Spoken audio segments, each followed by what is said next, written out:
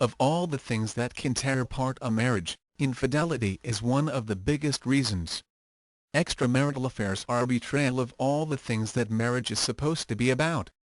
A marriage is supposed to be a union of two lives, two people bonded together for a lifetime, and breaking that bond is one of the most difficult things to overcome.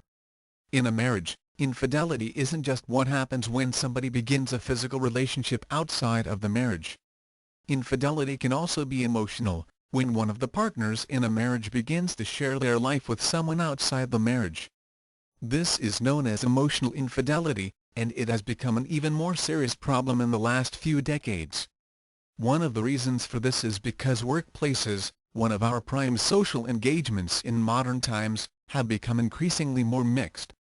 In addition to that, it is even easier to communicate with people on the sly. Email and instant messaging and texting have all made it easier to bond with people that you shouldn't be bonding with. While this isn't the cause of emotional infidelity, it is a factor. At the same time, physical infidelity has also become easier. We spend more time apart than we once did, and it is not at all uncommon to spend the majority of time at work, which gives us a very handy excuse when we make the decision to cheat in our marriage. Infidelity is a choice, make no mistake about that. But the thing to remember is that all of these things are excuses and opportunities, not reasons. Changing the excuses won't change the marriage, won't solve anything. But that doesn't mean that you can't overcome cheating in marriage. Infidelity is a big problem, but it is not an insurmountable one. The very first thing you need to do is to figure out what went wrong in your marriage. Infidelity isn't something that happens in a vacuum. There is always a reason when things like that happen. Something has broken in your relationship and it needs to be fixed in order to get past the cheating. You need to make sure that you don't blame the other person. Yes, they cheated on you. No, it wasn't your fault. But you need to move past it, because playing the blame game will only delay the kind of emotional healing that needs to take place.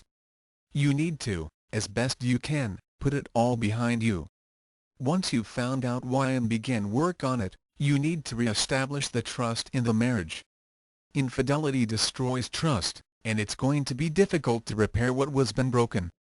You need to work on rebuilding the trust. Don't expect it to happen right away, and don't expect it to be easy.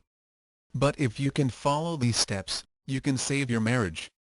Infidelity is terrible, but every relationship can be repaired. You just need to be willing to find the advice and the help you need to repair your relationship. To learn exactly what to do and what to say, to get your ex-lover back in your arms, click the blue link in the video description box.